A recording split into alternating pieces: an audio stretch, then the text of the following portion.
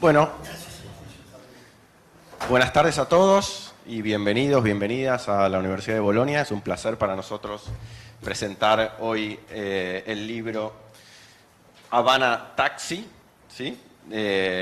Nosotros solemos hacer este tipo de presentaciones y una presentación de un autor noruego, Ståle Wik, ¿lo dije bien? Ståle Wik, que fue a hacer una investigación a Cuba, ¿no? Y viene a presentarlo a Buenos Aires con presentadora, moderadora de Venezuela, un presentador de Buenos Aires, un italiano que está por Zoom. Nosotros tenemos ese espíritu de internacionalización, de diálogo, de diversidad, de hacer dialogar a culturas diversas, sobre todo a Europa con América Latina.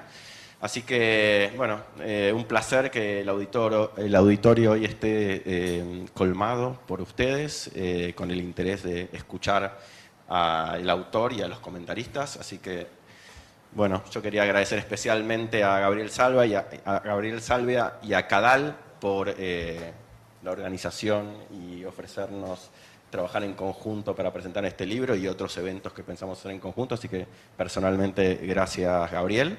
Y bueno, bienvenidos todos y le paso la palabra a Gabriel. Bueno, muchísimas gracias, Nicolás. En primer lugar, mi agradecimiento a la Universidad de Bolonia, a la Embajada de Noruega por organizar esta presentación juntos, a Hipermedia por confiar en Cadal para hacer esta coedición del libro de Stoll para Argentina. Bueno, por supuesto al autor, por la confianza en nosotros y por su visita aquí a Buenos Aires.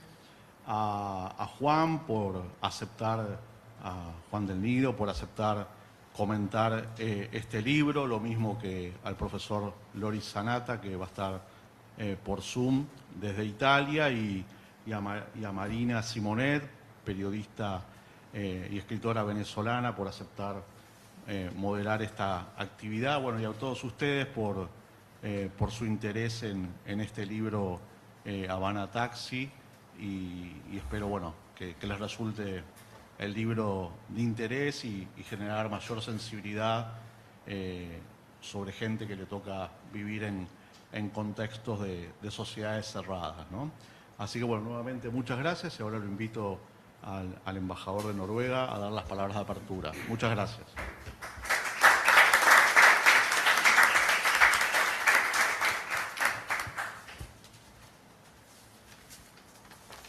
Bueno, siempre estoy demasiado alto, así para no ser. No, pero muchas gracias, Gabriel. ¿Dónde estás? Detrás.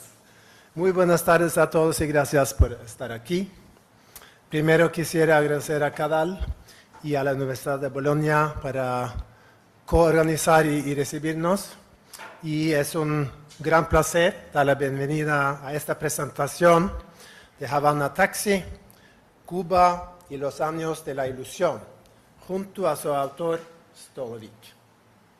Querido Ståle, estamos muy agradecidos por tu visita. Desde la Embajada damos gran importancia a la cultura como portador de valores y como constructor de puentes entre las personas, entre los pueblos, entre las sociedades. La literatura y el arte tienen la capacidad de abrir espacios de diálogo y reflexión. Acabo de leer Havana Taxi y la verdad es que me impresionó mucho la manera en que combinas una visión académica con una narrativa cercana y personal. Tu recorrido por La Habana en este carro antiguo, que vemos una foto, no sé si es el mismo carro, sí, es este mismo carro, transformado en taxi, apenas, contribuyó a una mirada directa y humana de la sociedad cubana. A través de tres protagonistas, Norges, Linet y Catalina, con historias y perspectivas distintas, el libro nos acerca a la realidad cubana desde las voces mismas de esas personas.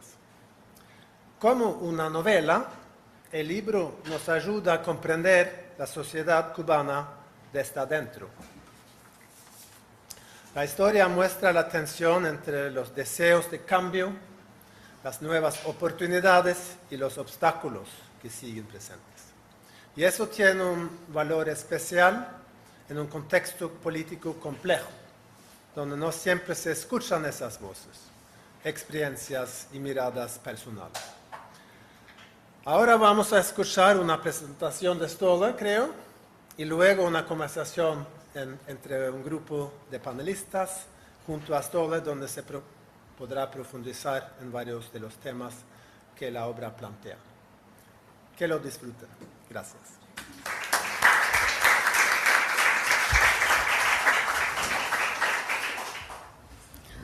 Hola, hola a todos. Bueno, muy buenas tardes. Gracias a todos, Gabriel, al embajador, a los panelistas, al autor y a los presentes por estar acá. Bueno, vamos a hacer esta presentación y esto que quiere ser un diálogo para explicar un poco el libro y el contexto en el que se entiende el libro en la actualidad. Tenemos, bueno, por supuesto al autor, como ya dijeron, Ståle Wijk, creo que es así. Y tenemos al economista y antropólogo Juan Manuel del Nido. Online tenemos a Lori Sanata, que es historiador, profesor de la Universidad de Bolonia. Y bueno, voy a comenzar leyendo un poco del primer párrafo del libro.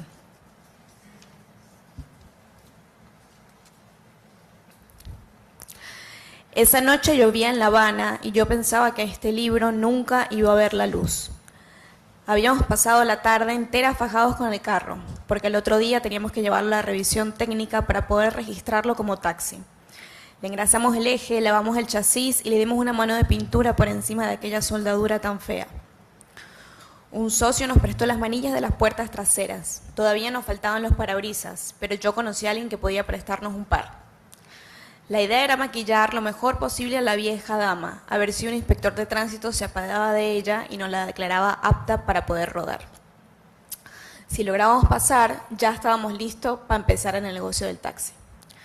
Y aún sabiendo todo eso, aún sabiendo que el otro día tenía que salir todo bien, fui tan come mierda que me tiré a dar una vuelta de noche. Bueno, muchas gracias.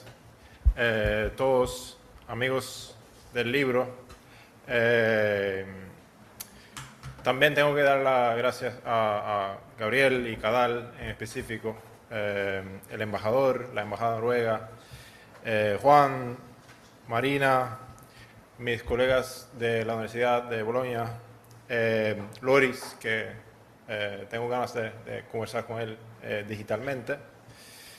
Y a todos ustedes, y quiero decir que no lo tomo por sentado que se presta este tipo de atención a un libro, y quiero también hacerles recordar que este libro se trata de personas reales que siguen vivos, y ellos tampoco lo toman por sentado que se presta atención a sus vidas. Y a veces yo hablo con los protagonistas del libro y digo que sí, que voy mañana a Sao Paulo a presentar el libro, voy mañana a Buenos Aires, y me dicen, Dios mío, tú sigues eso, y siguen interesados por nuestras vidas, mi pequeña vida aquí en La Habana, mi pequeña historia.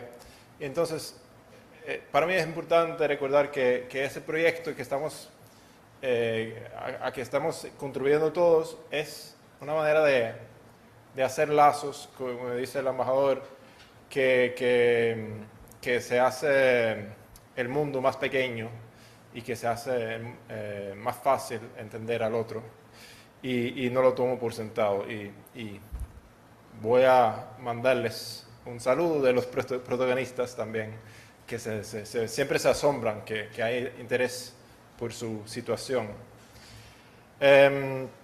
Segundo, ¿qué pasa entonces cuando un estudiante, escritor, antropólogo noruego se gana una beca en Noruega para escribir un libro sobre Cuba, Y se le ocurre la mala idea de gastar toda la beca en un carro en La Habana y empezar a botear, como se dice en Cuba, empezar a manejar el carro como taxi.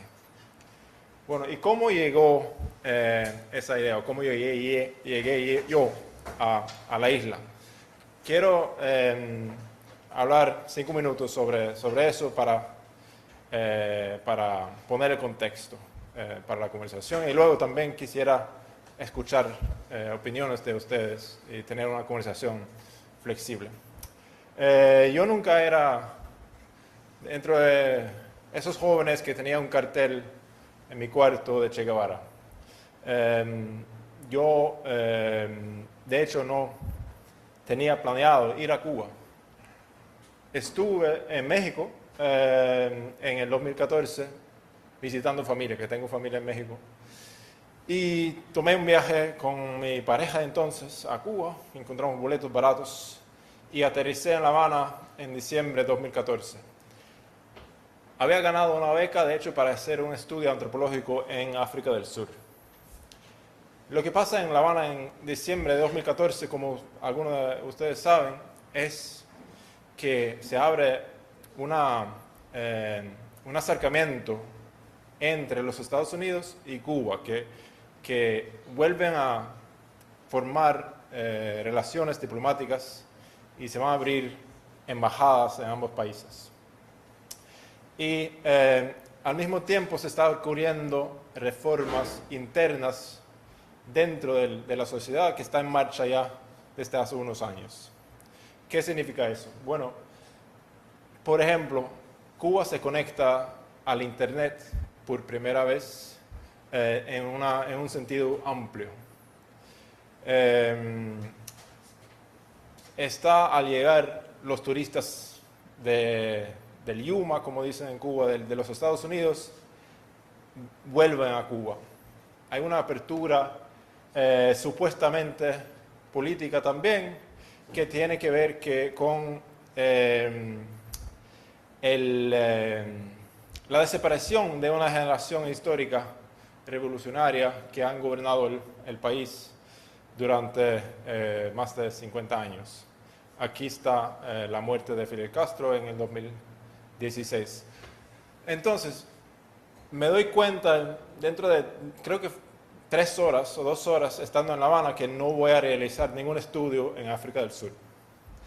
Regresé a Oslo y toqué la puerta en un edificio como este al profesor mío, pidiendo que si pudiera cambiar mi doctorado de África del Sur a Cuba.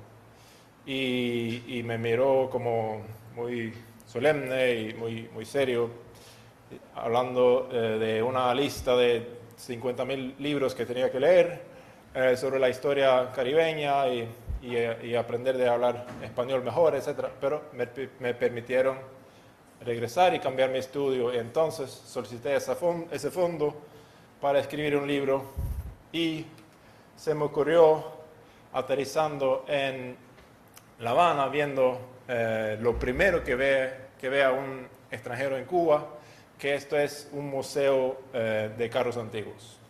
Es el museo de carros antiguos de aire libre más grande del mundo, y se me ocurre la idea de,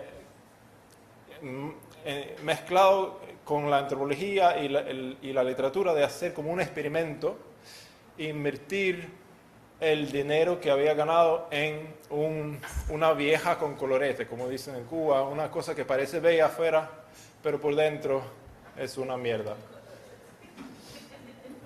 También empecé a trabajar en una feria como esta para realizar mi estudio de doctorado. Yo, siendo antropólogo, tenía la convicción de que no basta en entrevistar a la gente, no basta en hacer encuestas, sino que también tenía que rodearme en la misma mierda donde todo el mundo estaba rodeado, y entonces empezar a trabajar. Y el trabajo con el taxi forma parte de ese proyecto, pero también trabajaba en una feria. Eso es la vista de mi cocina. que también es la portada de la versión noruega. Entonces, ¿qué pasa? Yo empiezo a sacar plata en el cajero 10 o 15 veces y tengo entonces un monto de $13,000 para comprar ese carro viejo. Me empiezo a relacionar con 3 personajes, que son los 3 personajes principales del libro. Uno es Catalina, que es miembro del Partido Comunista de Cuba y al mismo tiempo una reina del underground de La Habana, que hace 20 negocios ilícitos en un día y que por alguna razón quiere colaborar y hacer un negocio de taxi con un estudiante noruego. Nunca logré bien entender por qué, pero ahí empezamos. La segunda es Lynette. Bueno, aquí van a ver, mientras hablo, cómo se ve manejar un taxi en las calles de La Habana. Manejar un taxi en La Habana siempre digo que parece más al manejar un barco que un carro. Es una cosa corporal muy intensa y casi nunca es así. O sea, que casi nunca está en la calle, casi siempre está en el taller.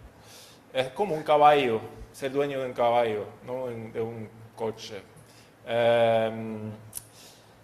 Entonces, eso es como un eje, un tercio del libro que se trata del negocio del taxi. La otra historia que cuento es sobre Lynette, que es una amiga mía que se sale de una relación tóxica personal con un ruso, que también simboliza un poco la situación de Cuba, ¿no? Sin darme cuenta, pero después me di cuenta que sí, Cuba también ha salido de una relación tóxica con Rusia y ella, saliendo de esa relación con el tóxico Dmitry, empieza a meterse en un curso de emprendimiento y quiere lanzar un negocio en La Habana y liberarse personalmente a través de eso. Eso es su aventura. Y el tercero es el amigo mío, un bloguero. En ese entonces habían blogs en Cuba y Norges Rodríguez es un santiaguero que sale del closet en el 2013, al mismo tiempo que abre un blog y empieza a escribir cosas contestatarias, empieza a dar su opinión con la peligrosa convicción de que ahora sí se puede hablar de cualquier cosa en Cuba sin correr riesgo de problemas políticos. Y quiero leer una parte del fin de mi trayectoria, sin revelar lo que pasa con esos 3 personajes, pero para hablar un poco de cómo yo cambié un poco mi visión sobre Cuba. Porque yo era entre esos muchos extranjeros que cuando uno piensa en Cuba hay un pensamiento que es automático, que es que Cuba se está cambiando rápido y hay que ir a visitarlo pronto antes que cambie, ¿no? Antes que se abra el primer McDonald's. Y yo también era entre esos extranjeros que venían a Cuba para registrar y observar, estudiar las cosas que se estaban cambiando, la aceleración de la historia en Cuba. Y salgo de Cuba con una apreciación más hacia las cosas que están paradas, que la situación que está congelada. Y en la última lectura que voy a hacer, trato de capturar un poco de eso. Y ahí me quedo y empezamos la conversación. Esto es un poco penoso porque, sabes que cuando uno escribe, es una cosa muy como íntima y no muy casi secreta. Y después me doy cuenta que todo el mundo va a leer esto y me sorprende, porque aquí he escrito un capítulo cuando, y ustedes me perdonan, pero Lynette, la protagonista, la empresaria, me había ofrecido una dosis de la droga LSD, y porque había un huésped de su casa que había dejado un cuarto de LSD en su casa, y un día Lynette me dice, ¿te da por tomar esto? Y dije, ¿por qué no? Y aquí he contado entonces la historia de ese trip en un capítulo, y eso es el final del trip. Me esforcé por mantenerme despierto unos segundos más. No quería que este viaje llegara a su fin. Pensé en Juan, el antiguo dueño del carro. ¿Dónde estaría ahora? ¿En qué lugar del mundo? Ya no lo culpaba por querer irse de Cuba.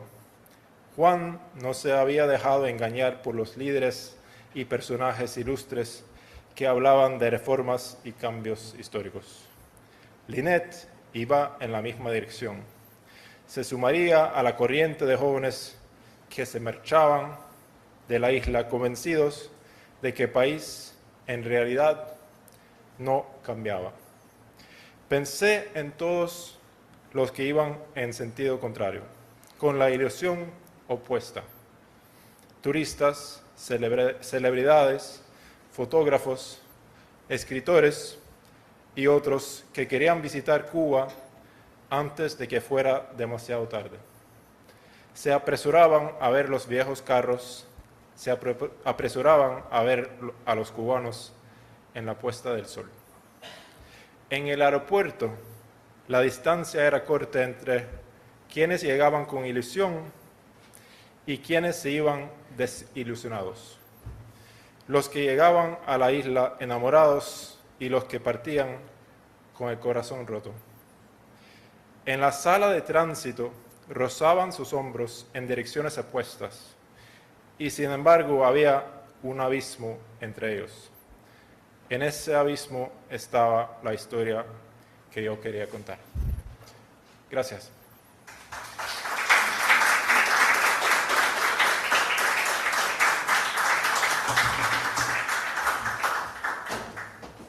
Bueno, muchas gracias, Stoll, por esa presentación. Tenemos por Zoom a Lori Sanata, que es un profesor de la Universidad de Bolonia y historiador. ¿Y cómo está? Ahí lo estamos viendo. ¿Qué tal? Buenas tardes, profesor. Bueno, están huéspedes en mi institución, es una felicidad tenerlos aquí, les mando saludos desde Italia, por supuesto. No le voy a robar mucho tiempo, porque siempre es aburrido escuchar a alguien a distancia, pero algunas reflexiones sí quiero hacerlas.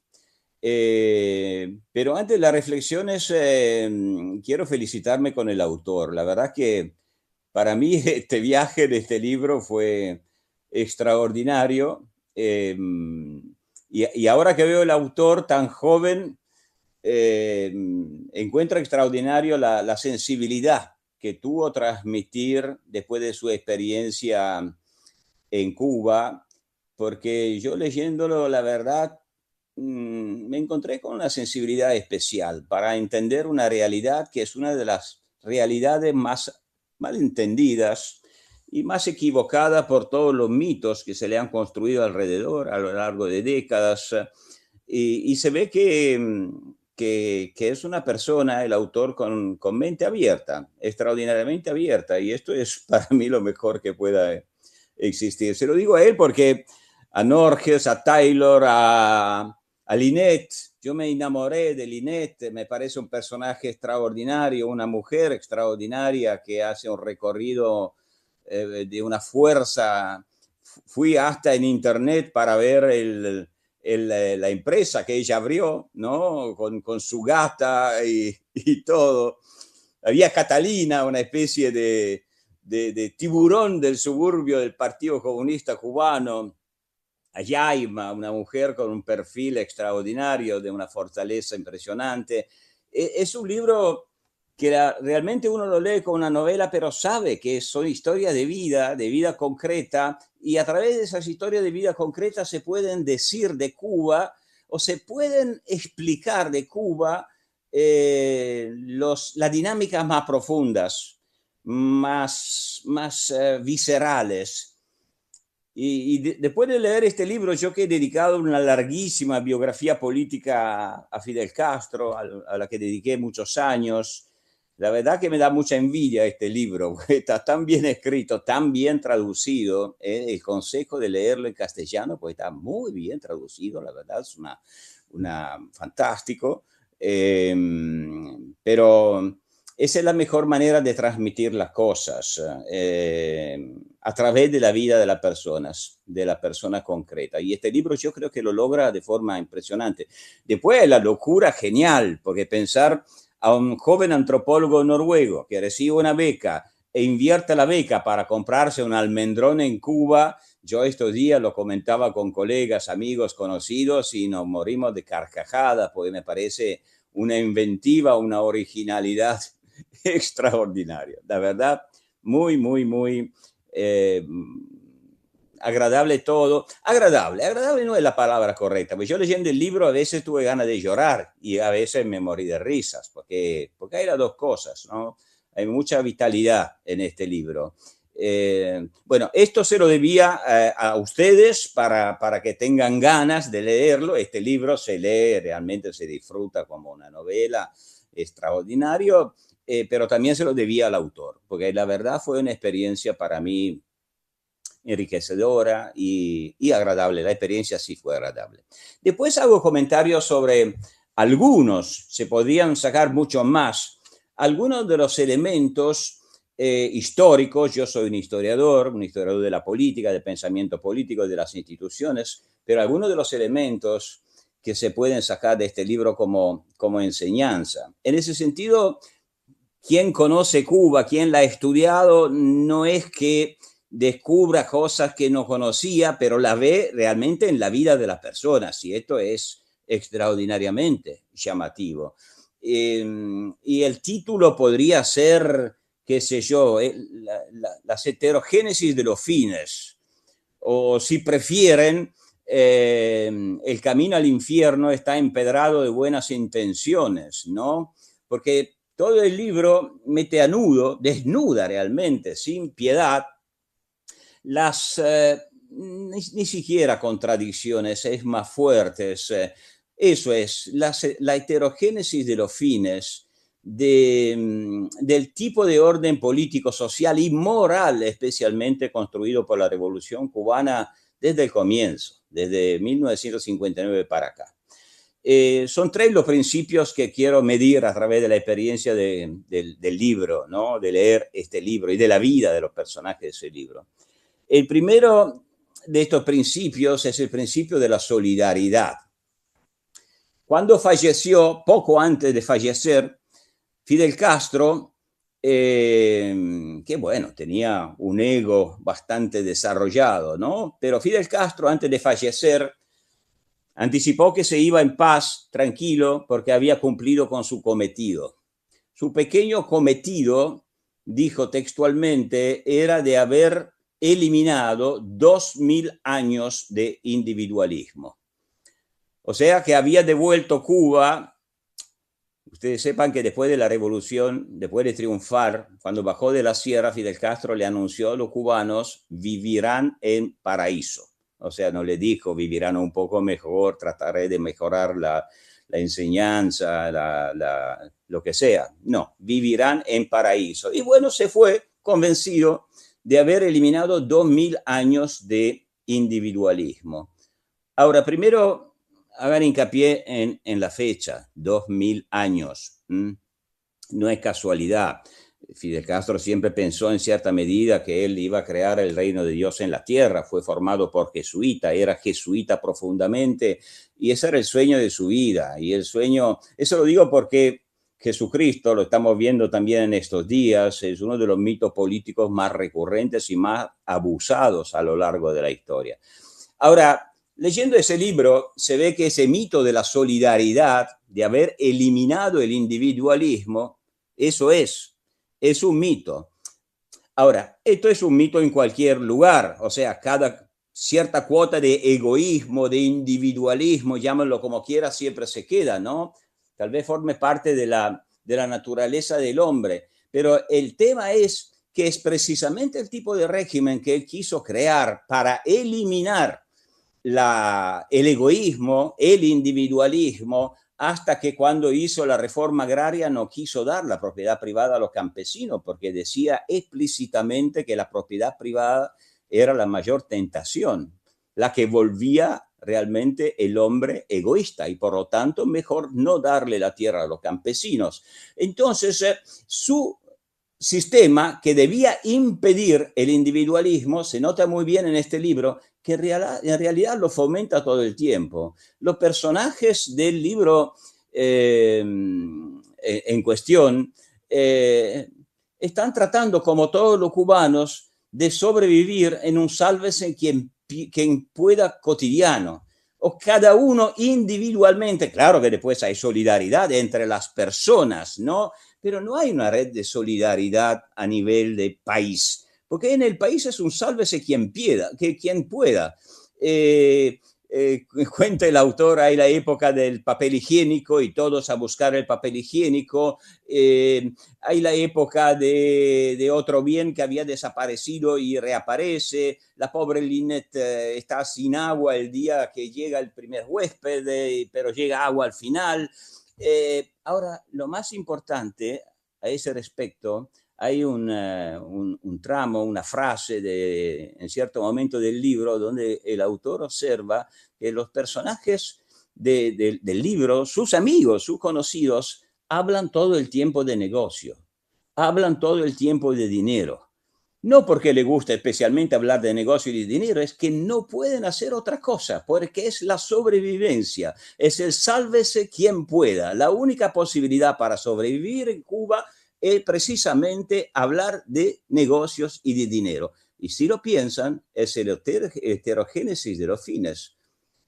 O sea, Fidel Castro quería eliminar el dinero, quería eliminar el negocio, quería eliminar la relación mercantil entre las personas y ha terminado mercantilizándolo todo. Impresionante. Segundo tema, la igualdad. Es lindo la igualdad. ¿A quién no le gusta la igualdad? Y la idea era crear una sociedad de hombres libres y iguales. Iguales. Todos iguales. Ahora, repito, ¿quién conoce Cuba? Bueno, sabe cómo funciona, pero ¿cómo lo cuenta la historia personal de estos personajes? Nadie. O sea, no hay ninguna igualdad. Aquí no existe el ciudadano universal, no existe el Estado de Derecho donde todos somos iguales frente a la ley y podemos reclamar este principio básico. Después puede funcionar más o menos, hay democracias donde funciona mejor, donde funciona peor, pero aquí el ciudadano universal no existe. Lo que existe es la sociabilidad típica de una sociedad castal. Pero las castas no están definidas generalmente en términos de pertenencia aristocrática antigua o a la burguesía, a la aristocracia. No, es la cercanía o la lejanía del poder. O sea, en Cuba, no casualmente muchos cubanos no hablan de socialismo, hablan de sociolismo, ¿no? Hay que conocer personas.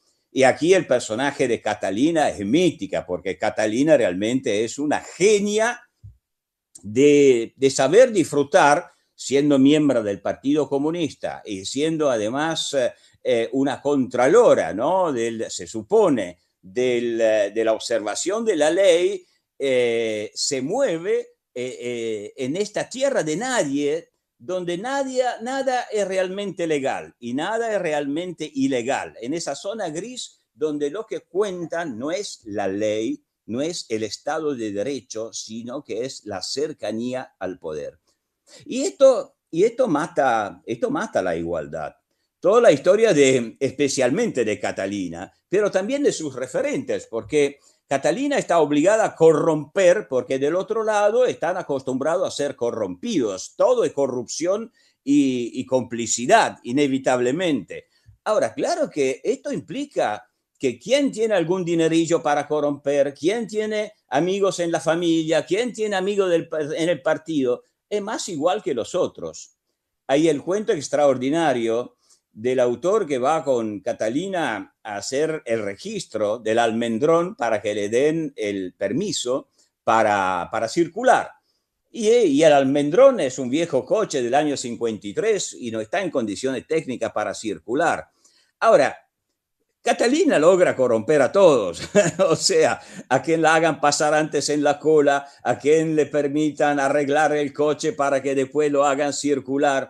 Y claro que esto, por un lado, el resolver a nosotros los latinos nos encanta, ¿no? A mí yo leía La Habana, pero me me imaginaba en Nápoles, qué sé yo, algo así, ¿no? Donde todos tratamos de salir, de zafar de algún inconveniente, pasando alrededor de la ley. Pero claro que al hacer así, Catalina, como hace regularmente todos los cubanos, todos los días para sobrevivir, estaba rompiendo el principio de igualdad. O sea, tenía dinero para corromper y le pasaba delante de la cola a otro. Podía hacer circular un carro que otro no podría haber hecho circular. Todo era inigualdad, no igualdad. Y el tercer principio es el que más me duele. Me duele profundamente, que siempre me amargó de Cuba, pues yo también, que soy, como ven, mucho más viejo del autor, y por lo tanto mi sueño con Cuba, que yo también lo tuve cuando era joven, se fueron hace mucho, desde cuando empecé a estudiar no solamente Cuba, sino los fenómenos populistas latinoamericanos, y entonces traté de entender su relación con cosas muy antiguas, con el sistema castal de la colonia, con la herencia hispánica del confesionalismo religioso y muchas otras cosas con las cuales aquí no las quiero aburrir, pero que son muy útiles para entender y disfrutar este libro. Pero el último tema que me duele más es el tema de la moral. Para que tengan idea, ustedes piensen que en la primera etapa de su revolución, Fidel Castro prometió riqueza, pero la prometió de forma, bueno, como lo hacía Fidel Castro. Seremos el país más rico del mundo, no en 1000 años, en 10 años, dijo Fidel Castro al comienzo de la revolución, o sea que creía en la riqueza. Estaba convencido que al liberarse del imperialismo norteamericano, Cuba se transformaría en el país más rico del mundo. Juró, palabras suyas, que Cuba produciría más agrumes que Israel, mejor camembert que Francia, mejor vino que Italia, más leche que Holanda, así. Y como sabemos, las cosas no fueron tan así, no fueron para nada así.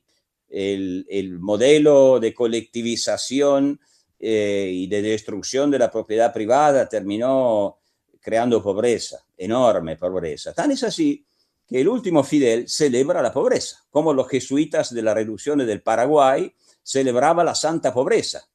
Y entonces, cuando alguien se quejaba de la pobreza en Cuba, él decía, bueno, ustedes hablan tanto del PBI, que los países ricos tienen un gran PBI. Y el PBI moral, decía, o sea, ¿qué quería decir? Quería decir que los otros eran superiores materialmente, pero Cuba era superior espiritualmente. Tiene la moral. Demagogia, lamentablemente, mucha retórica. En este libro, Taxi Habana, que les recomiendo que lean, no hay espacio para la moral, solo hay espacio para la doble moral. Lo que existe no es la verdad. La verdad no se puede decir en Cuba. Es realmente prohibido decir la verdad. Todos los personajes de este libro le tienen miedo a la verdad y cuando dicen la verdad lo pagan y lo pagan carísimo, lo pagan sobre su piel. La doble moral es fingir sabiendo que todos fingen y que todos saben que están fingiendo. En las relaciones de todos los días, con los vecinos, con la autoridad, con lo más entretenido al respecto, yo un poco me reí, pues las cosas que yo estudié toda la vida, la relación entre política y religión, y cuando Catalina cuenta que cuando joven decide adherir al partido. Y en aquella época, recuerda el autor, el Partido Comunista no admitía la religión. No se podía ser católico y comunista. Ahora, era ridículo. Era ridículo porque todos sabían que los dirigentes de la revolución habían sido católicos, varios de ellos dirigentes de la Acción Católica, el mismo Fidel Castro, un jesuita de todo, de pies a cabeza, y además todos los cubanos por la historia de la isla eran católicos. Y lo digo como ejemplo de doble moral. El tema es que el comunismo o el Partido Comunista pensaba ser la nueva religión y no podía haber espacio para dos religiones, para dos iglesias, para el partido y para la conferencia episcopal. Y entonces, ¿qué dice? Catalina dice, yo sabía que me iban a preguntar si yo tenía imágenes religiosas en casa, si yo era creyente, si rezaba. Ella lo sabía que se lo preguntaban. Entonces le dije que no, que yo no tenía nada que ver con la religión, pero mentí. Y era obvio que mentía. Ahora, aquellos, los funcionarios del partido que la interrogaban, también estaban mintiendo. También sabían que ella iba a mentir. La mentira es el fundamento sobre el cual se basó la convivencia entre las personas. En algunos casos, y se ve en el libro, algunos valientes no, piensan que se pueden cambiar. La historia de Taylor y de Nogres es realmente conmovedora en ese sentido. Son jóvenes, quieren cambiar, piensan que se puede cambiar. El autor se queda un poco mal, dice, y amargado cuando encuentra un tal Juan, que es el que le vende el coche, y dice, bueno, no me gusta mucho que ese señor no tenga ninguna esperanza. Pero claro, era otra generación, ya lo había visto todo, ya no creía en la posibilidad de cambiar ese sistema. Porque efectivamente la mayoría de los personajes de este libro se han adaptado. Lo dice en un momento del libro, el autor lo hace decir a uno de sus personajes, para sobrevivir hay que adaptarse, y adaptarse es mentir, o aceptar que la mentira se ha vuelto verdad. Bueno, nada más, lo felicito muchísimo, la verdad es un éxito, yo espero encontrar una editorial italiana que esté interesada en traducirlo, no puedo prometerlo pues no tengo este poder, pero realmente que se hable así de Cuba, con esa sinceridad, honestidad y sensibilidad no es común. Felicitaciones.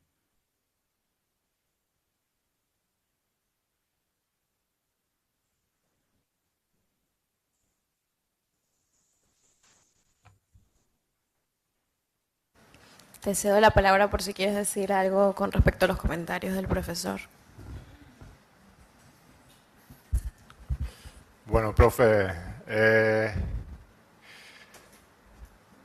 me tienes casi mudo, ¿no? Porque has dado unas palabras muy auténticas y muy poderosas para mí. Y solo sí quiero agradecerte que lo has leído con tanto cariño, tanto interés. Y yo quiero compartir tus palabras con los protagonistas del libro, que yo sé, estoy 100% seguro que se sientan muy identificados y que se sientan como yo también muy escuchados. Y entonces, sí, me quedo con esto. Muchas gracias, muchas gracias. Y seguimos en conversación. Con mucho gusto. La verdad que sí, un placer si puede transmitirle esto a los amigos. Bueno, muchas gracias, muy conmovedoras las palabras del profesor. Yo quiero agregar algo que es con respecto a lo que tú dices, ¿no? De que a estas personas en el libro les importa mucho que la gente se interese por ellos. Y yo creo que como venezolana y sintiéndome también muy conmovida por la causa de Cuba y por los sufrimientos de nuestros pueblos que tantas cosas tienen en común, Creo que cuando alguien habla de nosotros y se pone nuestra causa sobre la mesa, siempre es conmovedor porque finalmente lo que pasa en un país termina por atravesar nuestra vida, ¿no? Llega un punto en este tipo de crisis que uno es parte de la crisis y la crisis es parte de uno, así que me parece también muy valioso desde mi perspectiva que se cuente la historia de la vida de los que pasa en Cuba y ojalá suceda en todos los pueblos que sufren en el mundo. Y bueno, le doy la palabra a Juan, que es antropólogo y nos va a contar un poco más de sus comentarios del libro desde la investigación y la antropología, ¿no? A ver si ahí funciona, ahí se escucha bien, sí, gracias. Soy antropólogo, soy economista y aparte quería, justo para seguir con los comentarios del profesor Sanata, es decir, en algún punto yo era una audiencia perfecta para este libro por dos razones que deberían haberse negado entre sí. La primera es que yo lo conocí a Stolle en otra situación de nuestras vidas, hace 3 años más o menos, porque yo, que estaba haciendo mi doctorado en antropología, me había especializado sobre los taxis de Buenos Aires. Mi primera carrera era economía y en la transición hacia la antropología estaba pasando con ese nuevo proyecto. Y presentando mi trabajo en la Universidad de Oslo, en la audiencia, en el departamento, si mal no recuerdo, de geografía, estaba Stolle ahí sentado y después nos fuimos a conversar. Tiempo después, yo fui uno de los lectores privilegiados de su excelente otro libro, porque aquí hay que hacer la publicidad como se debe, Las luchas en el mercado, que salió con la editorial de la Universidad de Pensilvania. Es un libro de matriz académico que me mostró a mí cosas que yo ya suponía que era historia, aparte de todas estas cosas que se han dicho con las que estoy de acuerdo. Es un excelente antropólogo. O sea, en esos sentidos, para mí acercarme al libro era simplemente la continuidad de un vínculo intelectual que había nacido por otro lado. Ahora, lo otro que a mí me hacía una audiencia perfecta para este libro, que creo que habla de la virtud del libro en línea con lo que ya se comentó, es que yo de Cuba no sé absolutamente nada. Es decir, sé lo que sale en los diarios, lo que sabemos en general quienes vivimos en Latinoamérica, estoy enterado superficialmente, pero lo conversábamos ayer con el resto del panel, no estoy capacitado para hacer comentarios de índole intelectual o de análisis político, pero ahí entra la virtud de este libro, que es capaz de interpelar con una visión bastante intensa, son 400 páginas, a alguien que no sabe cómo situarse con respecto a esta gente, a estas realidades, por fuera de este libro. Eso es lo que lo hace un libro excelente.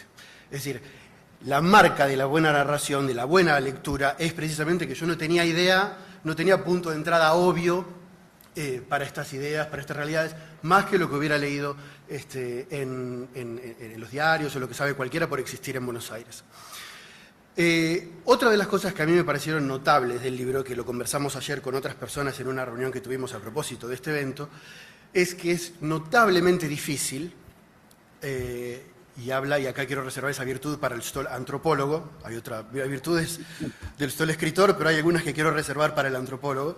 Es muy difícil escribir un libro que podría refugiarse en el costumbrismo, es decir, en descansar en un culturalismo muy intenso, pero que hubiera perdido un montón de lectores que no están necesariamente, que no son letrados en ese costumbrismo, en esta sociedad en particular.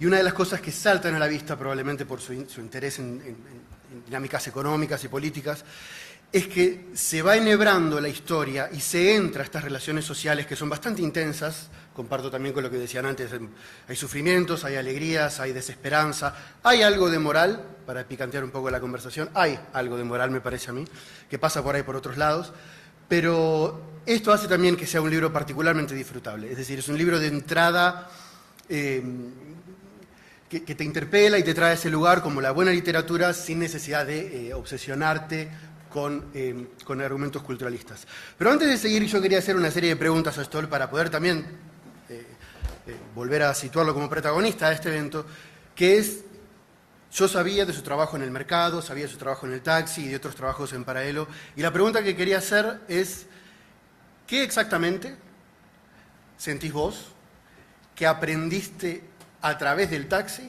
sobre Cuba y sobre el momento excepcional que estaba pasando Cuba, o que se vivió como excepcional, a conversar después, que pensás que no hubieras aprendido si no hubieras sido a través del taxi?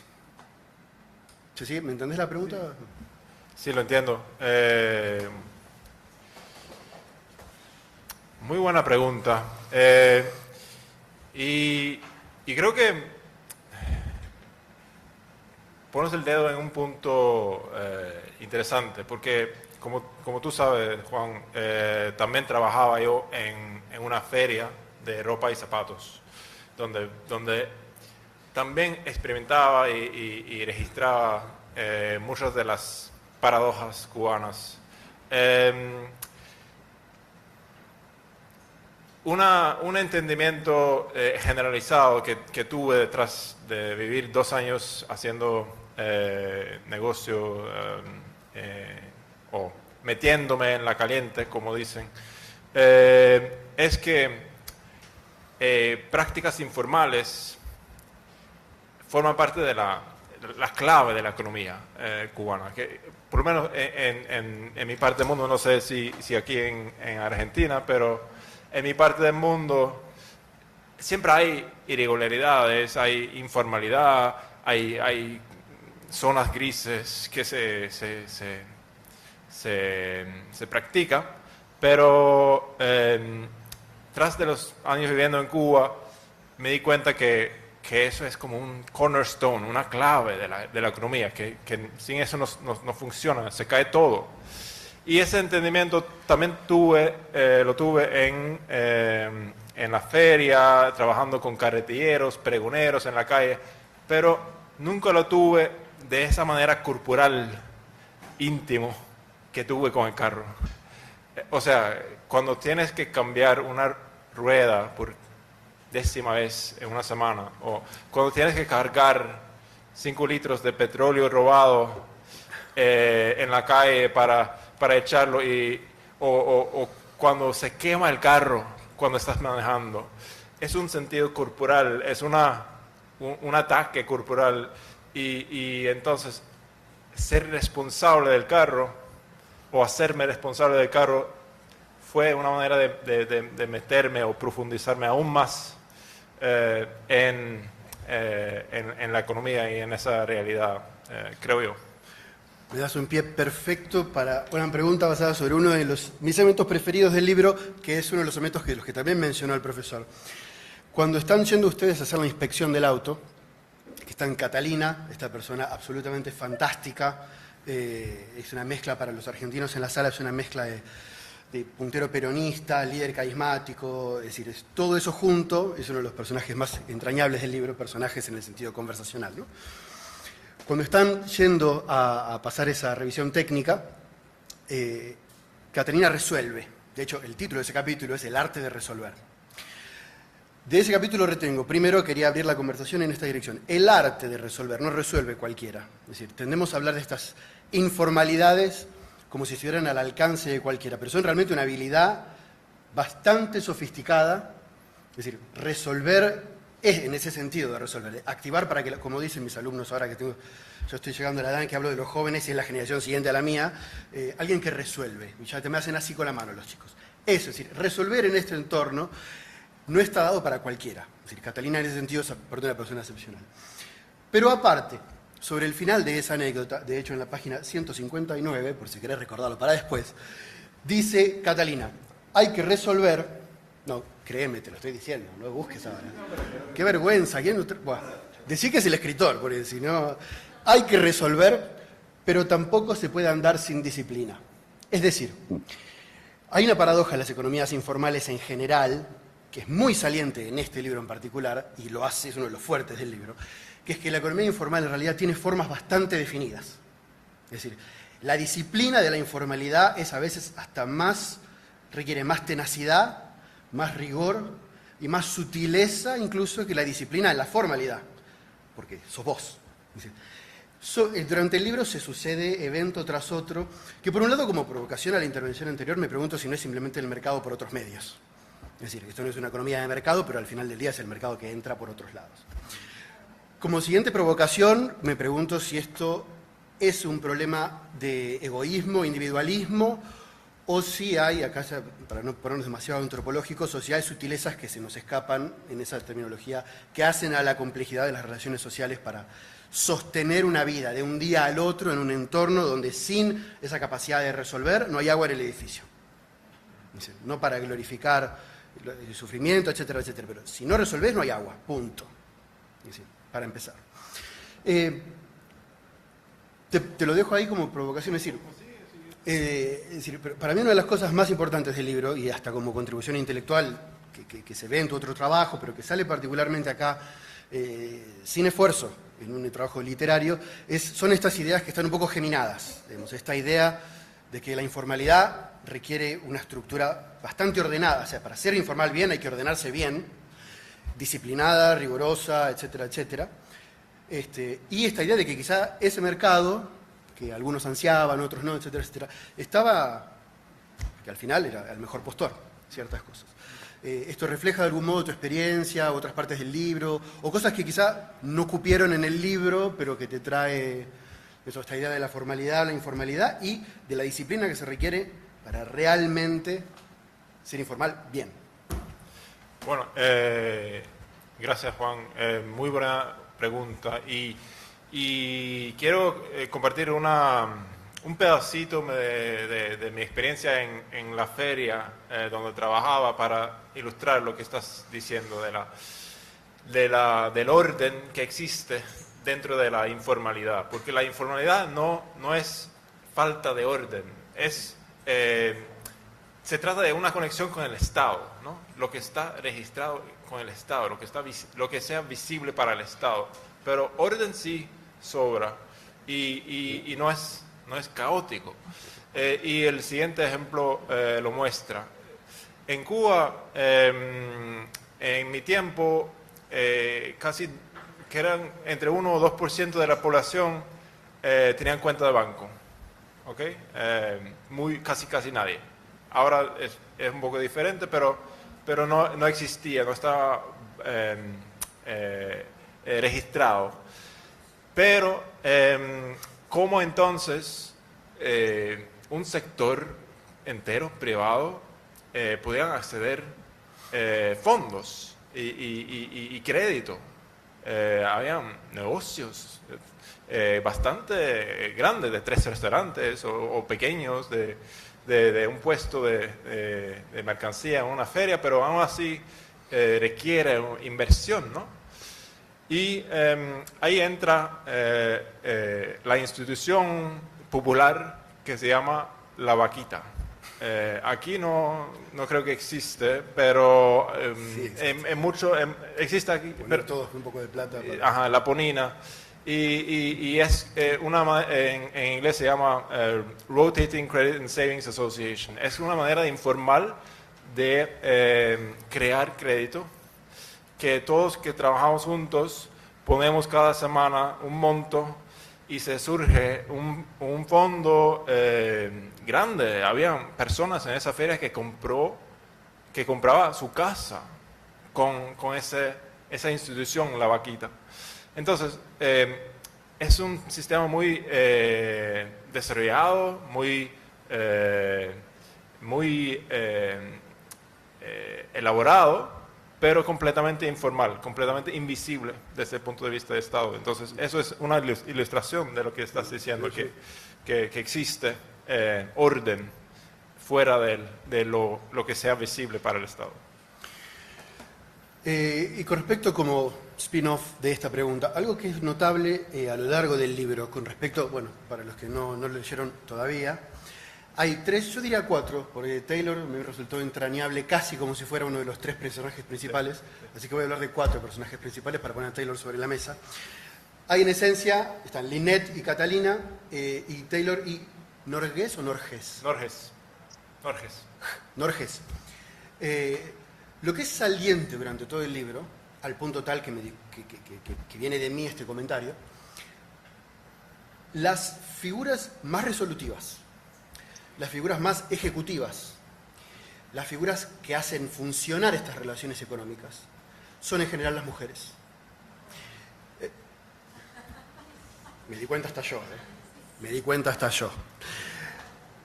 Te quería preguntar si nos podés contar más, pero antes, ¿obedece esto simplemente a que uno como antropólogo forma ciertos vínculos y va siguiendo esos vínculos y caen las cartas sobre la mesa, que eso es una posibilidad real en la antropología, ¿Fue una decisión literaria o narrativa para ordenar? Porque sé que algunas de estas personas están bajo seudónimo para protegerlas, obviamente, y obedeció a una reedición para ordenar la narrativa o para protegerlas. ¿Esto es así? ¿Encontraste, o qué, si alguna, estas habilidades de resolver y estas habilidades de hacer funcionar estas relaciones, las encontraste vos distribuidas de algún modo no aleatorio entre los géneros? Ahora entra la tentación de presentar una visión coherente, un plan mío de elegir personajes. Pero creo que tú como antropólogo también puedes compartir el criterio de que nosotros como investigadores elegimos un tema, elegimos un sitio, pero luego el terreno nos elige a nosotros también. Y sí, era un proceso más orgánico. Y hay casualidades en ese aspecto. Por ejemplo, que todos los protagonistas del libro vienen del oriente del país. Es otro patrón. Sí. Pero sí, no hay un gran plan ahí. Lo voy a admitir. No, es la realidad etnográfica con la que te encontraste. ¿Querías? Si quieres, yo sigo después. Bueno, gracias, Juan, por tan buenas preguntas, ¿no? Yo quería llevarlo un poco más al plano político y actual. Cuba desde enero de este año ha estado en el plano internacional nuevamente como pocas veces, ¿no? Pasa algo con los países y con las noticias del mundo que entran y desaparecen del plano, y Cuba volvió a estar en agenda. Y les comentaba a ustedes ayer que antes era muy difícil encontrar información sobre Cuba en los medios argentinos, por ejemplo, y ahora casi todos los portales tienen algo sobre Cuba, ¿no? Es un tema que está muy en agenda por todo el contexto geopolítico de lo que está pasando después de la operación estadounidense en Venezuela el 3 de enero. Y tú escribiste este libro, Stoll, en otro momento en el cual Cuba estaba en agenda también por una acción de Estados Unidos, pero lo contrario, ¿no? Parecía que era una apertura liderada por Obama, en el que la isla, como bueno, tú narrabas, parecía estar, bueno, resurgiendo, ¿no? Y ahora Cuba, bueno, muchos políticos los que saben sobre el tema, expertos, dicen que está en su peor momento, ¿no? Incluso peor que en el periodo especial. Entonces ahora Cuba se podría decir que está más oscura que nunca, figurativa y literariamente, ¿no? Porque está pasando por una crisis energética importantísima. Tú que estuviste allí, que tienes tantos enlaces con esto, ¿cómo lees en este momento la situación cubana? ¿Es una esperanza de un final? ¿Es otra ilusión de algo que en realidad nunca se va a acabar?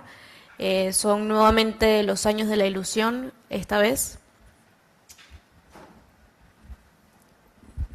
Bueno, aquí voy a ser un poco humilde y aclarar que o sea, no me cuesta un poco representar a todos los cubanos, y yo sé que no es lo que me estás invitando, pero lo digo eso porque yo sé que hay una variedad grande de emociones y de perspectivas dentro de Cuba. Tengo amigos que ven lo que está pasando en las negociaciones entre la administración de Trump y la cúpula y el gobierno en Cuba, que ven eso con cierta esperanza, porque sea lo que sea, se ha movido la mesa en la geopolítica y el régimen se está negociando con la espalda hacia la pared.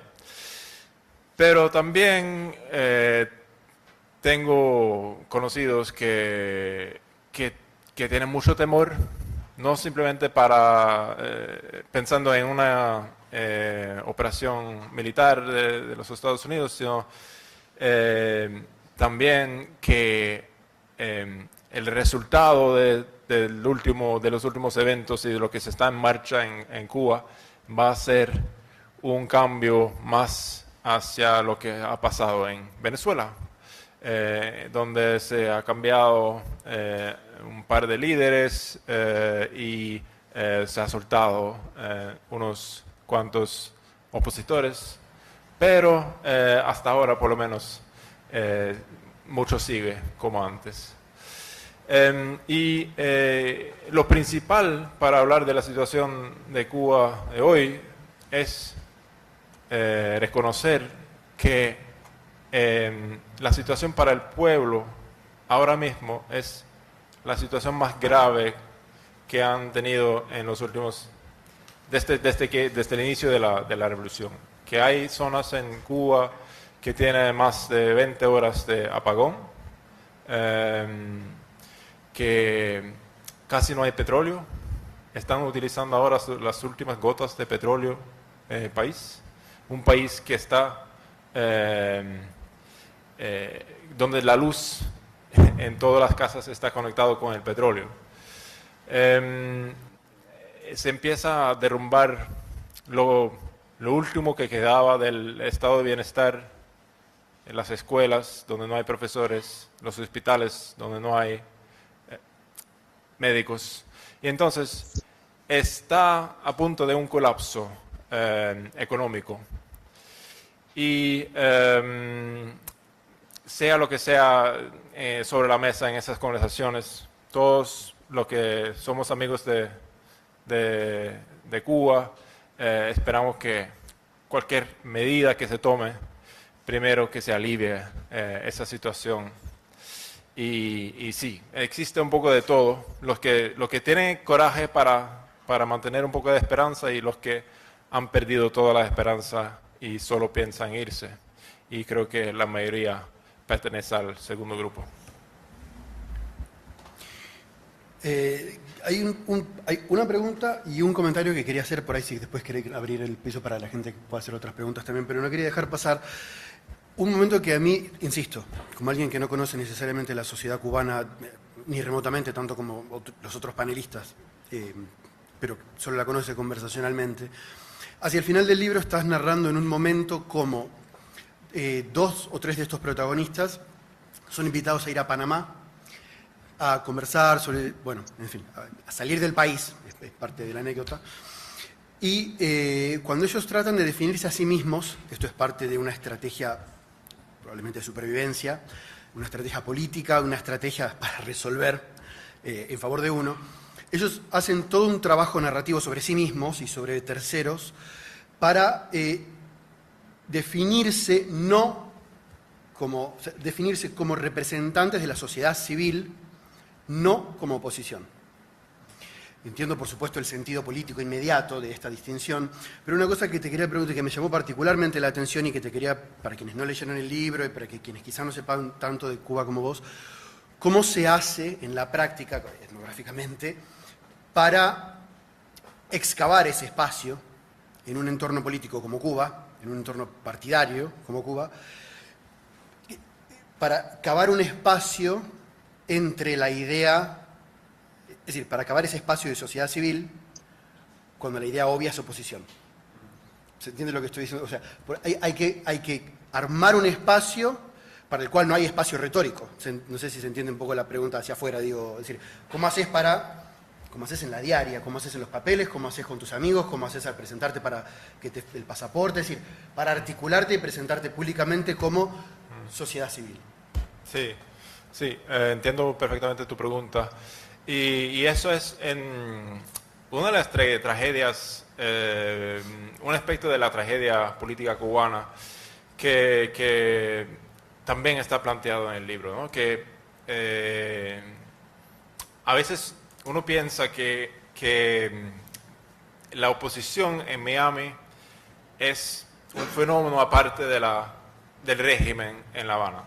Pero la verdad es que son dos caras de la misma moneda, que hay una manera de hacer política y de gobernar que es muy binaria.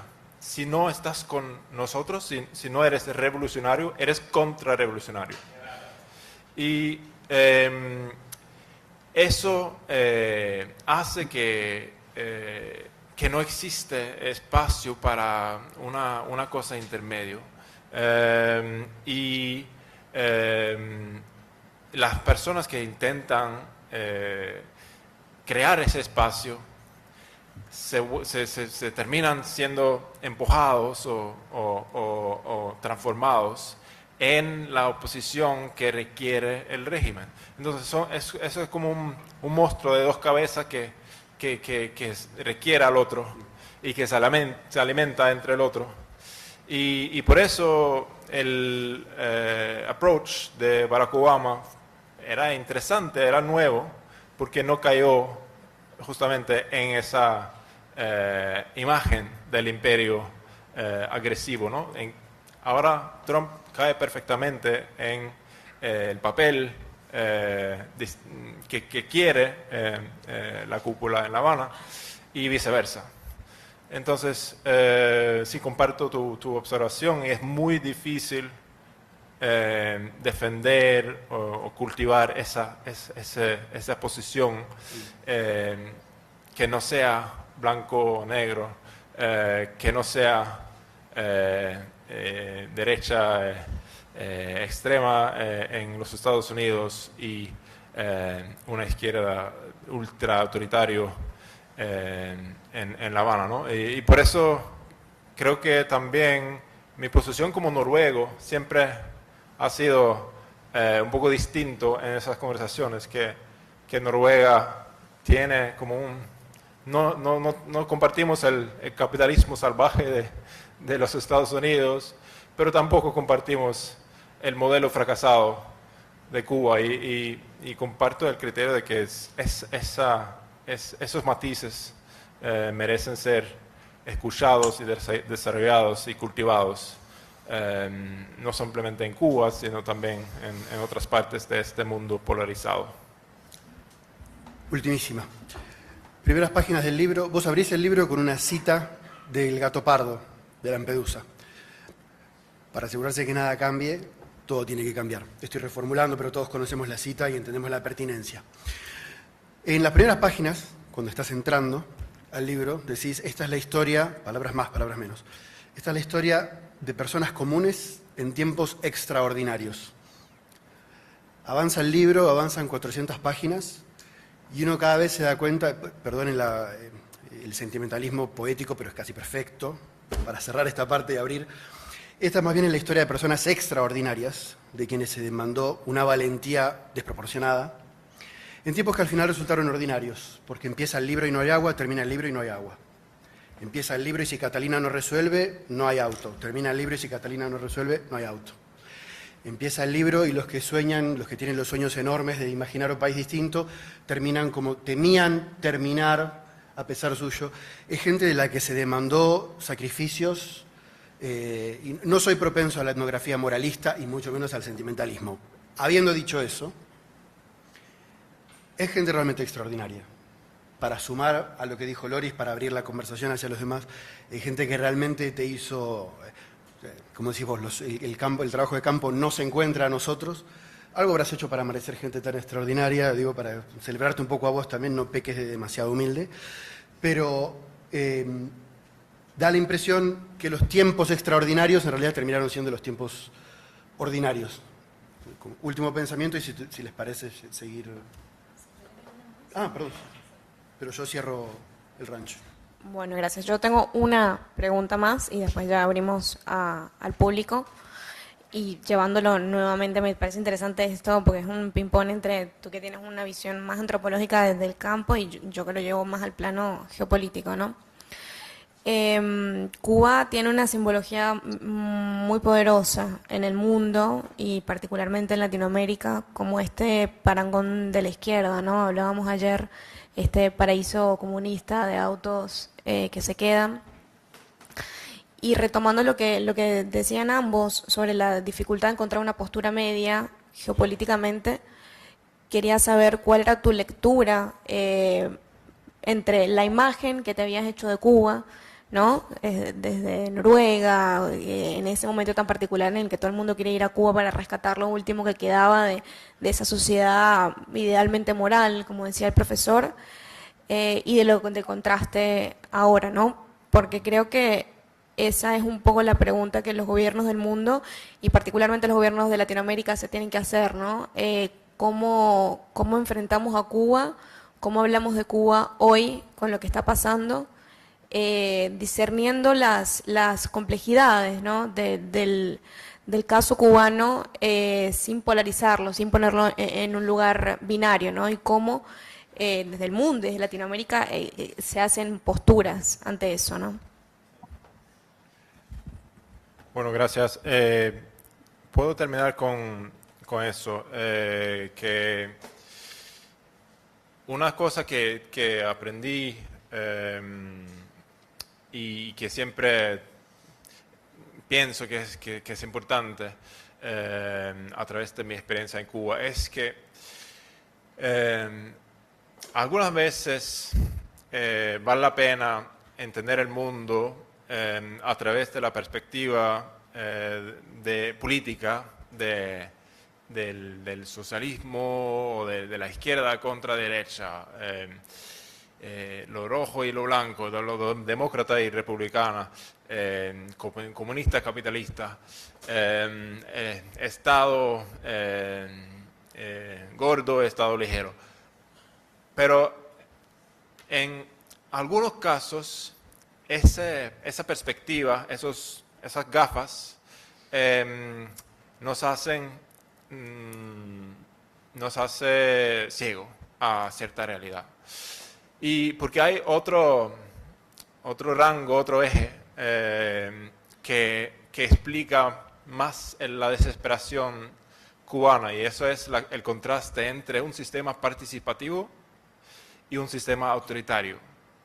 Existe, en algunos casos, capitalismo un poco más participativo, existe socialismo participativo, pero también existen las versiones autoritarias.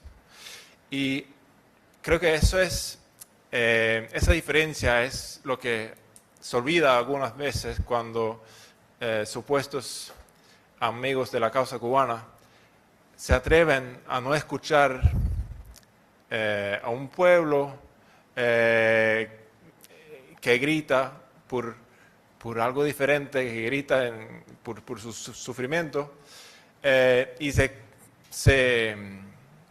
echa la culpa de todos los problemas que tiene Cuba a su enemigo oficial, los Estados Unidos. Es decir, Cuba ha sido olvidado en ese sentido, según mi criterio, por la izquierda internacional, porque el gobierno tiene como su enemigo principal el propio enemigo de la izquierda antiimperialista. Y eso es una lección que creo que es importante, que la democracia es la base de una sociedad sana, que la participación del pueblo es la clave, que es como el oxígeno que uno requiere para realizar una vida digna. Y ese oxígeno no existe en Cuba, y no se puede hacerse ciego y echar la culpa a todos los Estados Unidos.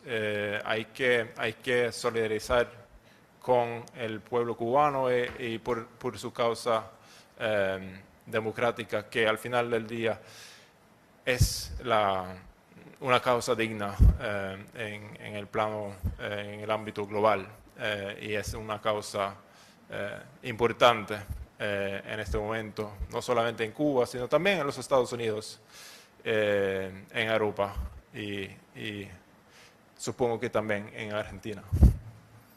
Gracias. Bueno, muchas gracias, Stol. Abrimos ahora para preguntas del público. No sé si alguien tiene preguntas, comentarios. Sí. Creo que se te escucha igual. Sí. Sí, sí.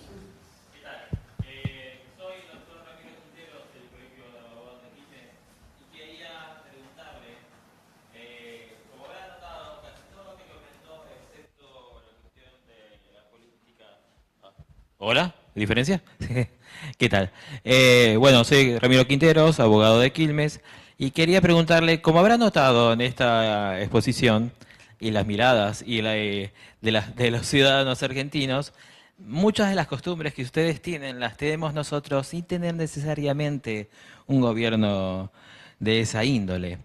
¿Piensa usted que son costumbres que son iberoamericanas, por así decirlo, y que más allá de modificarse el gobierno, evolucionar de alguna forma, siempre nos van a perseguir? Porque si lo ve de alguna manera en la historia entre España e Inglaterra, siempre han tenido esas mismas discusiones. España es moral, inteligente y literata. Inglaterra es evolucionada e industrial. Y entre esas diferencias siempre se han discutido entre ellos por las mismas razones. España es moral, es inteligente y literatura, e Inglaterra es avanzada, capitalista e industrial. ¿Piensa que son costumbres que nos podemos avanzar o nos perseguirán porque forman parte de nuestra historia? Gracias. Quiero preguntarte, ¿a qué te refieres? ¿Qué tipo de práctica? ¿La informalidad? Exacto, eso. Ya. La cuestión de arreglar de alguna forma eso que es imposible, porque si lo podés ver, no solamente es para los argentinos, por lo que habrás visto, uruguayos, brasileños, franceses, italianos, españoles, portugueses, todos parece que tenemos las mismas costumbres en ese ámbito. Sí. Y como bien dijo el colega Bologna también, que le hace pensar en Nápoles, ¿no? Sí.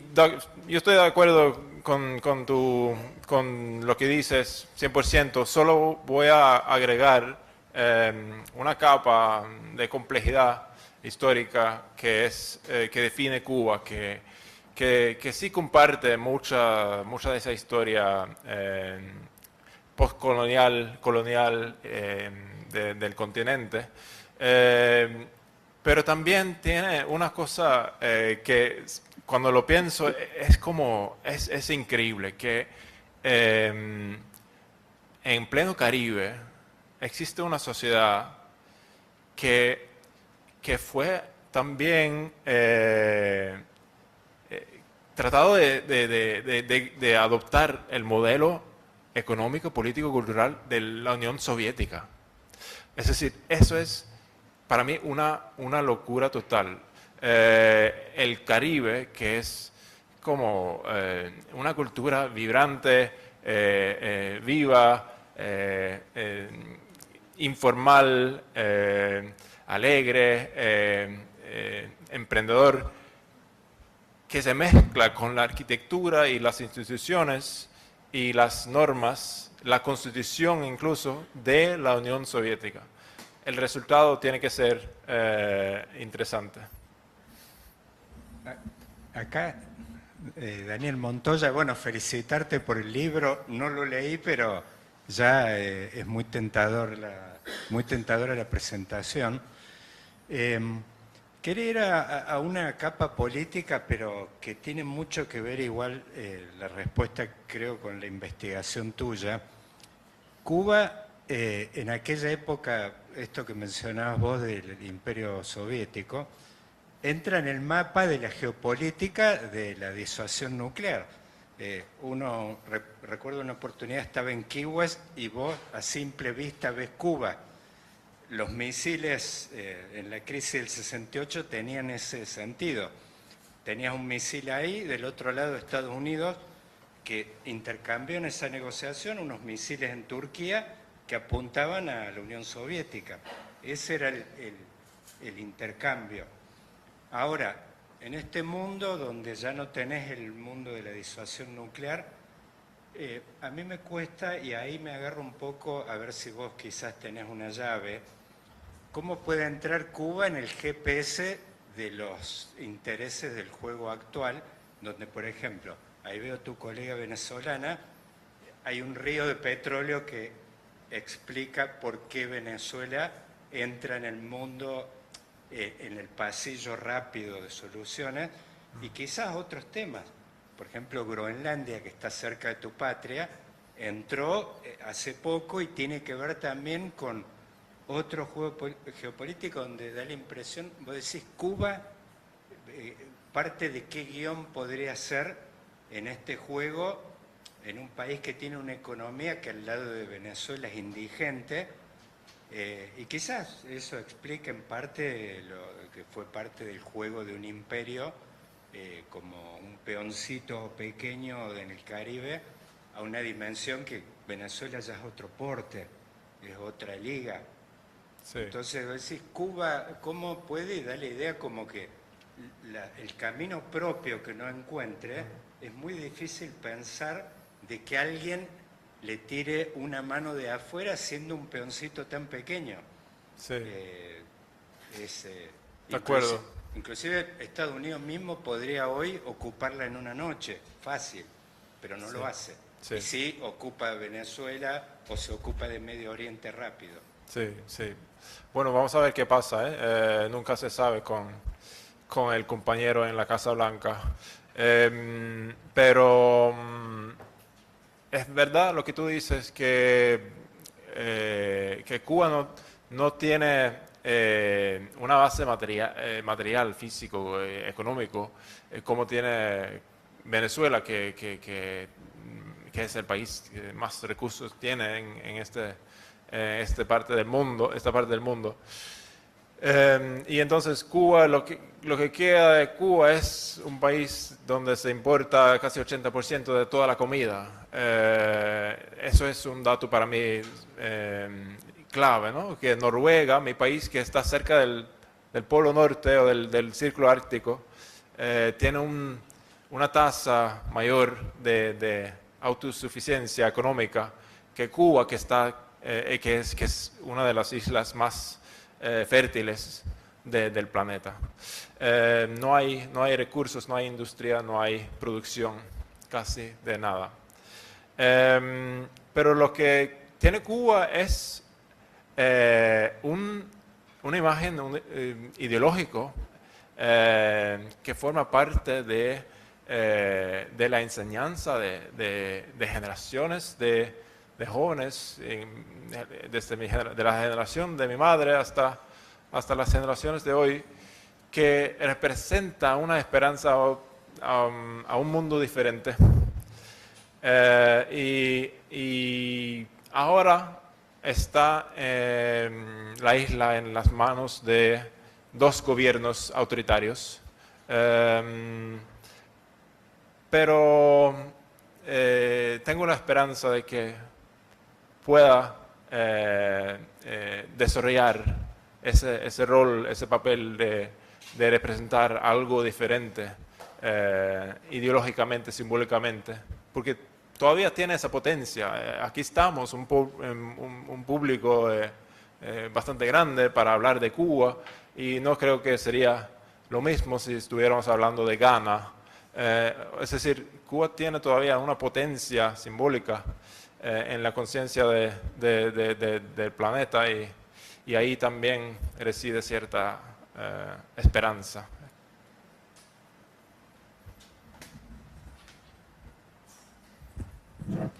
Bueno, tenemos muchas intervenciones y poco tiempo.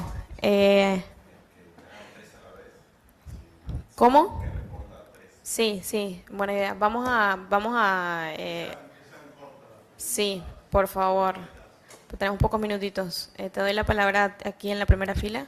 Perfecto, sí. En primer lugar, muchas gracias por tu aporte y gracias por este libro.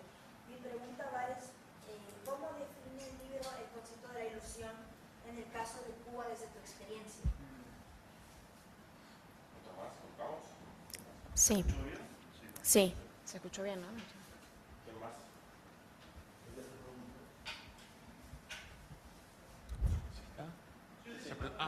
Sí. Quería saber si todavía sigue siendo gente de diferentes partes de Estados Unidos, de Sudamérica, Europa, de todo el mundo, los que pueden ir y los que no, si siguen siendo atenderse a Cuba por diferentes patologías que por la buena prensa que tiene la medicina cubana, en especial el hospital que dirigían los hermanos Almajeiras y el hospital de La Habana, si todavía sigue siendo gente a atender de otros países. Gracias. Gracias. Vamos con la última. Faltan dos. Sí, mi pregunta era, yo observo un poco que los jóvenes de hoy en día, en general, ya no hay una imagen del Che Guevara como, y de Cuba en general, digo, como algo, era una imagen indiscutida el Che Guevara hace un par de años atrás. Digo, yo tengo 40 y era como el Che Guevara, y no solo en Argentina o en Cuba, sino en el mundo entero, en Europa, en los países nórdicos, en todos lados. Digo, pero yo ahora noto eso, que eso fue cambiando, que fue cambiando como esa imagen idílica del Che Guevara y que ahora al menos se cuestiona esa figura. Y quería saber si considerás un poco que está pasando eso o si es algo digamos, que yo estoy observando pero que no es tan así. Bueno, gracias, muy buen libro y lo voy a leer. Solamente quería preguntar un poco por la confianza entre las personas, ¿no? ¿Cómo funcionan un poco el sistema de confianza entre los vecinos? Sé que por ahí es un tema un poco complejo, ¿no? Pero un poco esta pregunta de si uno puede en Cuba hablar con el vecino y confiarle realmente, ¿no? Bueno, la mía es bastante corta y sencilla. El cubano tiende a cambiar los nombres y a poner sobrenombres, y vos teniendo un nombre tan particular y una nacionalidad que puede ser difícil para ellos, me da mucha curiosidad saber cómo te decían o cuál era tu sobrenombre. Gracias. Bueno, primero de todo, muchas gracias por todo ese interés y 5 preguntas en 30 segundos. Vamos a ver cómo voy. Lo último, tu pregunta sobre el nombre es gracioso, ¿no? Porque Stole es imposible para un hispanohablante decir es sin S. Entonces me llamaron Stol. Y fue gracioso. A veces cuando pedían una pizza en la esquina tuve que poner como Esteban, porque tenían que gritar como Esteban la pizza. Entonces, sí, pero Stol era mi nombre. Y de hecho tengo una historia más larga que también se da cuenta que mi apellido es Wig, W-I-G, que significa peluca en inglés. Y resulta que en el libro yo termino transportando pelucas para el negocio de Catalina. Entonces, cosas de la vida, ¿no? A ver, el atenderse a pacientes o sí. Sí. Yo creo que yo no soy experto de eso, pero voy a decir muy corto que sí existen algunos centros, creo que también, sobre todo tiene que ver con los ojos, como, no sé la palabra, eso, gracias. Hay un centro que es muy de alto nivel, pero al mismo tiempo se va derrumbando lamentablemente poco a poco esos logros también, pero de eso podríamos hablar un poco más adelante. Voy a hacerlo breve para poder responder las 5 preguntas. La tercera es de Che Guevara y la confianza, la cuarta, sí, la confianza entre los vecinos y se puede hablar. Y puedo responder las 2 preguntas juntos. En la Plaza de la Revolución hay, seguro que lo han visto, la cara de Che Guevara, y muchos extranjeros van ahí a tirarse fotos frente a la cara de Che Guevara. Lo que no saben es que detrás de esos ojos de acero es el Ministerio de Interior, que es el de seguridad entre las instituciones más poderosas del mundo, y hay un departamento que se llama el G5, la seguridad del Estado, que para los cubanos esa mirada representa una cosa de temor, de represión. Y yo creo que sobre todo después del 11 de julio 2021, las protestas históricas populares en todas las provincias de Cuba en el 2021, se ha caído un poco esa máscara de Che Guevara. Y hay más conciencia en el mundo, entre académicos, intelectuales, escritores, que existe esa sombra dentro de la revolución. Y sí, hay una batalla ideológica que sigue siendo activa, que es sobre el papel de Che Guevara y la imagen de la revolución, pero se va transformando poco a poco. Y sí, se atreven a hablar cada vez más, aunque los cubanos todavía cuando hablas en la calle sobre el gobierno se baja la voz automáticamente. Y existe un miedo, y yo comparto este miedo, no tanto como antes, pero sí también he sentido el miedo y la sombra personalmente, y hay anécdotas que están puestos en ese libro.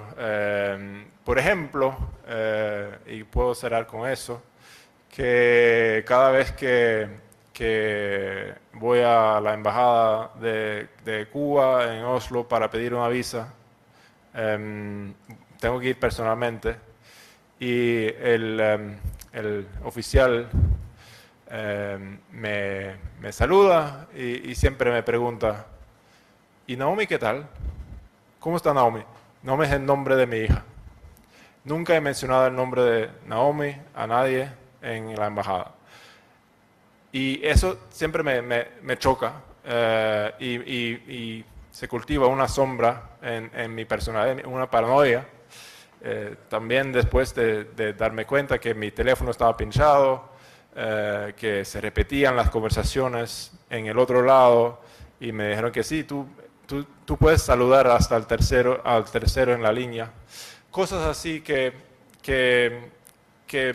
hace que el libro se formó en una cosa un poco más oscura de lo que había pensado. Para cerrar, gracias por la pregunta y por la observación de la palabra ilusión, que es clave en esta versión hispanohablante, española, porque la versión noruega se llama Havana Taxi, Vida y Mentira en la Nueva Cuba, pero no suena tan bien en español, entonces lo llamamos Cuba y los años de la ilusión. Y ilusión sirve aquí en el doble sentido, ¿no? Por un lado, la ilusión y la esperanza, la alegre esperanza de que iba a experimentar cambios verdaderos, cambios que se convierten en una manera de vivir mejor, más digna, más leve, con menos lucha. Pero también la palabra ilusión se refiere al otro sentido de ilusión, o sea, el engaño, la fachada que resulta al final de mi camino, que me doy cuenta que la perspectiva que tenía entrando yo a Cuba no era tan realista. Y cierro con esto, ¿no? de agradecerles a todos ustedes para venir y para escucharme, y escuchar ese intento de poner mi oreja lo más cerca que pueda hacia el suelo, para escuchar lo que está pasando y no simplemente entrar con preguntas ya hechas, con perspectivas ya hechas, sino también tratar de tener un poco de coraje de admitir que a lo mejor soy yo que no entiendo bien la situación, y tratar de escuchar de una manera genuina al otro. Y gracias por haberme escuchado ustedes hoy. Y muchas gracias por todos los organizadores. No sé si quieres cerrar con algunas palabras, pero estoy muy contento de haber compartido con ustedes. El libro está gratis aquí en el momento, pero también se puede pedir en el editorial Hipermedia, está en Amazon, y espero que se sigan compartiendo la buena vibra, y que yo cuento con ustedes como amigos del libro desde ahora. Gracias, muchas gracias.